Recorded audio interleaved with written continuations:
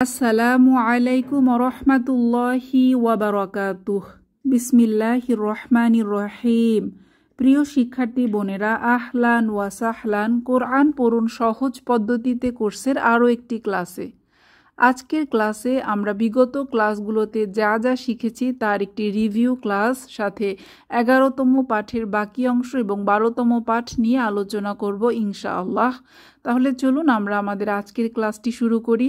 আমরা প্রথমেই একটি হরফ দেখতে পাচ্ছি, কলমের মতো, লাঠির মতো অথবা একটি খাড়া রেখা। এই হরফটির নাম হচ্ছে আলিফ। আলিফ, সামনের উপরের দাঁত, নিচের ঠোঁটের পেট। আলিফ, বাতাস চালু। এটা অনেকটা ফা হরফের মতো উচ্চারণ, উপরের দাঁত, নিচের ঠোঁট। আলিফ, আলিফ, আলিফ। এই হরফটির আলাদাভাবে কোনো ধ্বনি নেই, অর্থাৎ আমরা অক্ষর কবিতায় প্রথমেই শিখেছিলাম আরবি হরফ 29টি, আওয়াজ নেই একটি আলিফ।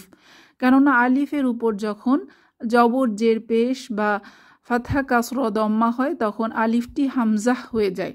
হামজাহ হরফের মতো এর উচ্চারণ হবে আ ধ্বনিতে। আমরা পরবর্তী পৃষ্ঠায় যাচ্ছি। এখানে আমরা দেখতে পাচ্ছি আলিফ এর কোনো সংক্ষিপ্ত রূপ নেই, অর্থাৎ এর সংক্ষিপ্ত রূপ পূর্ণ রূপের মতোই। এটি পূর্ববর্তী অক্ষরের সঙ্গে সংযোগ গ্রহণ করে, কিন্তু পরবর্তী হরফের সাথে সংযোগ দিতে পারে না।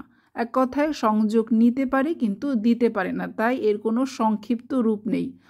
আর আমরা যেটা বললাম যে আলিফের উপর ফাতহা বা অন্য কোনো হারাকাত থাকলে সেটি হামজাহ হয়ে যায়। আমরা খেয়াল করি আলিফ, আলিফ এর পেছনের হরফের সাথে যুক্ত হতে পারে কিন্তু সামনে হরফের সাথে যুক্ত হতে পারে না। যদি এটা সামনে হরফের সাথে এভাবে যুক্ত হয় তখন সেটা লাম হয়ে যায়। তাহলে আমরা লাম এবং আলিফের মধ্যে পার্থক্য বোঝার চেষ্টা করব। আমরা এখানে দেখতে পাচ্ছি, তাহলে আলিফের উপর ফাতহা দিলে হয়ে যায় হামজাহ। আমরা হামজাহ ফাতহা আ পড়ব। হামজাহ ফাতহা আ, হামজাহ ফাতহা আ, হামজাহ ফাতহা আ, হামজাহ ফাতহা আ, হামজাহ ফাতহা আ। আশা করি আমরা ভালোভাবে বুঝতে পেরেছি। আমরা পূর্ববর্তী পাঠ থেকে অনুশীলন করি। এই অংশটা খেয়াল করি। প্রথমেই আমাদের আছে, আমরা না বানান করে পড়ব, বা, মা, ওয়া, ফা, ফা, যা, য, তা, দা, ত, জা, সা, স, লা, না, র, জা, শা, ইয়া, ব, কা, ক, আ, আ, আ, হা, আ, হা, গ, খ। পাঠ 12র শুরুতেই আমরা দেখতে পাচ্ছি মাখরাজ অনুযায়ী হরফ বা অক্ষরগুলোকে বিন্যাস করা হয়েছে এবং আরেকটি ছকে অক্ষরের প্রমিত বিন্যাস করা হয়েছে। প্রথমে আমরা মাখরাজ অনুযায়ী হরফগুলোকে দেখি। আমরা অক্ষর কবিতা যেভাবে শিখেছিলাম 4টি হরফ ঠোঁট থেকে বের হয়। এখানে প্রথম লাইনে এই 4টি হরফ আছে। মিম 2 ঠোঁটের শুকনো জায়গা থেকে, বা 2 ঠোঁটের ভেজা জায়গা থেকে, ওয়াও 2 ঠোঁট গোল করে এবং ফা উপরের দাঁত নিচের ঠোঁটে বাতাস চালু করে ফা। তো এই 4টি হরফ ঠোঁটের হরফ। এরপর আমরা দ্বিতীয় লাইনে যে 12টি হরফ দেখতে পাচ্ছি, এই 12টি হরফ জিহবার আগা থেকে বের হয়। প্রথম 3টি হরফ সা, জাল এবং গ জিহবার আগা, দাঁতের আগা।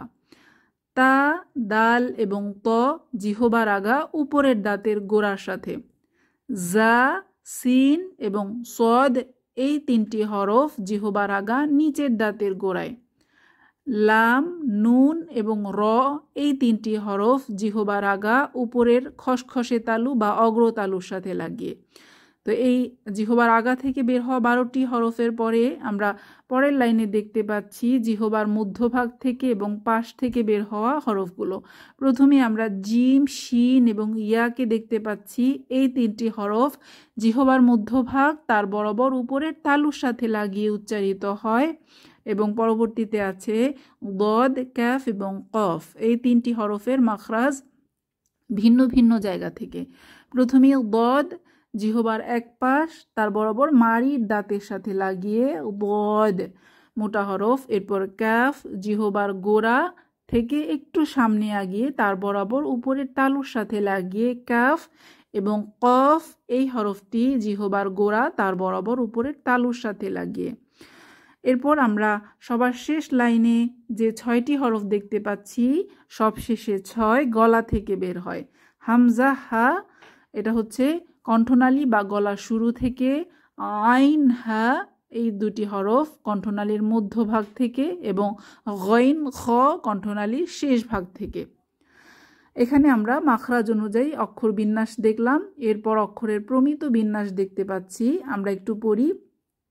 আলিফ মাখরাজ অনুযায়ী অবশ্যই পড়ব।